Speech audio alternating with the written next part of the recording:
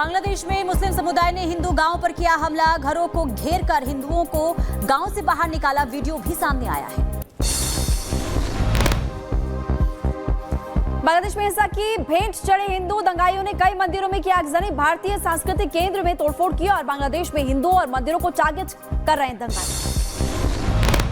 बांग्लादेश में हिंदुओं पर हमला, आपको बता दें कि तख्ता पलट के बाद टारगेट पर हैं हिंदू, कट्टरपंथियों ने हिंदुओं को गांव से निकाला।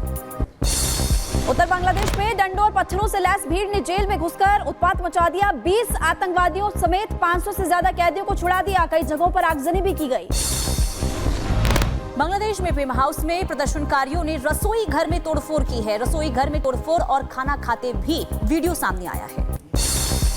बांग्लादेश में सेना ने की बड़ी कार्रवाई, ढाका में दंगाइयों के पास से बरामद की गई जो लूटी हुई नकदी थी उसको बरामद किया गया, हालात पर काबू पाने में इस वक्त सेना जुटी हुई है। बांग्लादेश के ढाका में कई जगहों पर फायरिंग हुई है, झड़प का वीडियो भी सामने आया है, बड़े पैमाने पर देश भर में प्रदर्शन हो रहा है। बांग्लादेश में ढाकेश्वरी हिंदू मंदिर की निगरानी में छात्र और पूरे देश में छात्रों ने हिंदू अल्पसंख्यक समुदाय की पूजा स्थलों की सुरक्षा के लिए निगरानी की। बांग्लादेश में उपद्रवियों ने कई पुलिस स्टेशनों पर हमला किया, जमकर की तोड़फोड़ और आगजनी, पुलिस स्टेशनों से हथियार, गोलियां और अन्य सामग्री लूटी गई। प्रदर्शनकारियों ने बांग्लादेश के बनने में अहम रोल निभाने वाले शेख मुजीबुर रहमान की मूर्ति को भी नहीं छोड़ा और प्रदर्शनकारी ढाका में बंगबंधु शेख मुजीबुर रहमान की मूर्ति पर चढ़कर तोड़फोड़ करते हुए नजर आए। उपद्रवियों ने बांग्लादेश के पूर्व क्रिकेट कप्तान मशरफे मुलजरा के घर पर आग लगा दी है, शेख हसीना के बेहद करीबी माने जाते थे मुर्तजा। और बांग्लादेश में अंतरिम सरकार की मांग, छात्र नेता नाहिद इस्लाम ने 2 घंटे में अंतरिम सरकार की मांग की, शेख हसीना के खिलाफ भी भड़कते हुए नजर आए थे। भारत में और लंबा रुक सकती हैं शेख हसीना, ब्रिटेन में शरण मिलने तक भारत में रुकने का समय जो है वो बढ़ा सकती हैं, सूत्रों के हवाले से फिलहाल ये जानकारी सामने आ रही है। शेख हसीना के बेटे सजीव वाजे जॉय का दावा है कि राजनीति में वापसी नहीं करेंगी शेख हसीना और बांग्लादेश की बेहतरी के लिए उनके प्रयासों के बाद विद्रोह से वो काफी ज्यादा निराश। शेख हसीना की बांग्लादेश छोड़ते ही होने लगी शांति, आज से कर्फ्यू खत्म, स्कूल से लेकर ऑफिस तक खोलने के आदेश दिए गए। बांग्लादेश के राष्ट्रपति शहाबुद्दीन ने मौजूदा संसद भंग करने का ऐलान किया, जिसका गठन जनवरी 2024 के चुनाव के बाद ही हुआ था। बांग्लादेश में तख्ता पलट के बाद पूर्व प्रधानमंत्री और जेल में बंद प्रमुख विपक्षी नेता खालिदा जिया की रिहाई के आदेश दे दिए गए हैं। राष्ट्रपति ने देशवासियों से शांति बनाए रखने की अपील करते हुए कहा कि पीड़ित परिवारों को मुआवजा दिया जाएगा। बांग्लादेश में तख्ता पलट को लेकर चीन अमेरिका पर साजिश का शक और छोटे देशों को कर्ज के जाल में फंसाकर शर्तें थोपने की चीन की नीति, बांग्लादेश अमेरिका के बीच भी तलखी।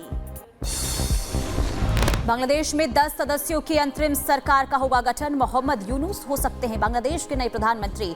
आर्मी चीफ ने 48 घंटे में अंतरिम सरकार बनाने का ऐलान किया है। बांग्लादेश के हालात पर क्योंकि बांग्लादेश के हालात पर सबकी नजर बनी हुई है और इसीलिए भारत भी क्या स्टैंड ले, क्या कदम उठाए, इसको लेकर सर्वदलीय बैठक बुलाई गई है। सर्वदलीय बैठक में दूसरे दलों के भी तमाम नेता मौजूद रहेंगे। केंद्र सरकार ने सर्वदलीय बैठक बुलाई है। संसद में होने वाली इस बैठक में गृह मंत्री अमित शाह पहुंच चुके हैं, रक्षा मंत्री और विदेश मंत्री भी पहुंचे हैं। बांग्लादेश के हालात पर इसमें चर्चा होगी। बता दें कि कल जैसे ही शेख हसीना को वक्त दिया गया 45 मिनट का कि 45 मिनट के भीतर वो देश छोड़े, उसके तुरंत बाद वो बांग्लादेश से रवाना होती हैं और भारत आती हैं, अगरतला पहुंचती हैं और उसके बाद वहां से उस बिहार और झारखंड के रास्ते होते हुए वो हिंडन एयरबेस पहुंचती हैं और अभी भी वो भारत में ही मौजूद हैं। लेकिन भारत का क्या स्टैंड रहे, भारत क्या कदम उठाए आगे और बांग्लादेश को लेकर, क्योंकि पड़ोसी मुल्क है और पड़ोसी राज्यों से भारत के रिश्ते बांग्लादेश से खासतौर पर अच्छे रहे हैं, शेख हसीना से अच्छे रहे हैं। तो ऐसे में बांग्लादेश के हालात पर चर्चा होगी सर्वदलीय बैठक में। देखिए लगातार इस खबर को लेकर जानकारी आपको दे रहे हैं और इस वक्त हमारे साथ वैभव जुड़े हुए। वैभव, थोड़ी देर में मीटिंग शुरू होने वाली है और क्या जानकारी मिल रही है इस मीटिंग को लेकर, कितनी देर में शुरू होगी? हाँ देखिए, तकरीबन 10 बजे का वो समय था, यानी कि सभी पार्टी के नेता जो हैं वो पहुंचना शुरू हो चुके हैं। कहा यह जा रहा है कि कुछ ही देर में इस बैठक की शुरुआत होगी और ये सर्वदलीय बैठक इस लिहाज से भी बहुत ज्यादा अहम हो जाती है क्योंकि इस देश में जो स्थितियां हैं और स्थितियों के बीच कैसे ये देश एक कदम बांग्लादेश के इस पूरे मामले में उठाए, उसको लेकर ये सर्वदलीय बैठक बुलाई गई है।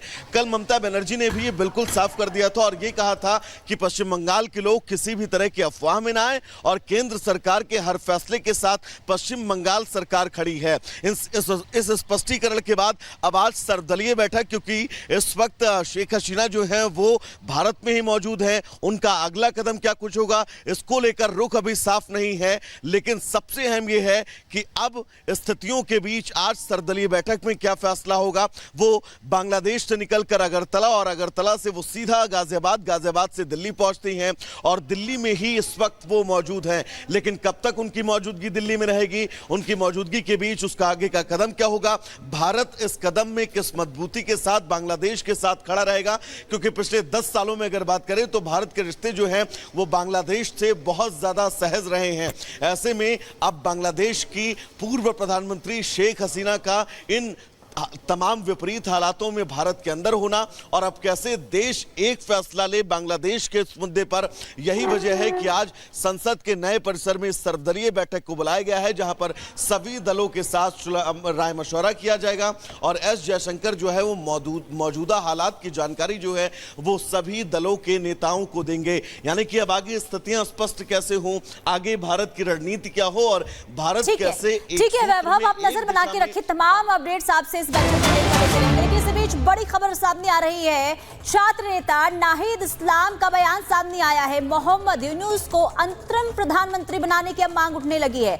जिम्मेदारी लेने को तैयार है ये कहा गया है। मोहम्मद यूनुस और नोबेल पुरस्कार विजेता हैं और आपको बता दें कि छात्र नेता नाहिद इस्लाम की तरफ से ये कहा गया है कि मोहम्मद यूनुस को अंतरिम प्रधानमंत्री बनाया जाए। नोबेल पुरस्कार विजेता है मोहम्मद यूनुस और इनके अंतरिम प्रधानमंत्री बनाने की मांग जो है वो उठने लगी है। आपको बता दें कि बांग्लादेश में नोबेल पुरस्कार विजेता मोहम्मद यूनुस को नई सरकार के गठन के लिए सलाहकार बनाया गया है और इनके नेतृत्व में अंतिम सरकार की रूपरेखा तैयार होगी। लेकिन इस बीच जानकारी सामने आ रही है कि बांग्लादेश में अब मोहम्मद यूनुस के प्रधानमंत्री बनाने की मांग जो है वो उठने लगी है। ये बड़ी जानकारी इस वक्त सामने आ रही है। तो लगातार देखिए जिस तरीके से हालात बिगड़ते हुए नजर आ रहे हैं बांग्लादेश में और इसी बीच बड़ी जानकारी। बिल्कुल पुनीता, बड़ी जानकारी लगातार दे रही है। इस खबर पर हमारी नजर भी है। बांग्लादेश की सत्ताधारी आवामी लीग के नेताओं पर भी जनता का गुस्सा लगातार फूट पड़ा है। आपको लगातार बता रहे कि लालमोनिहाटी इलाके में आवामी लीग के ज्वाइंट सेक्रेटरी को भीड़ ने आग के हवाले कर दिया और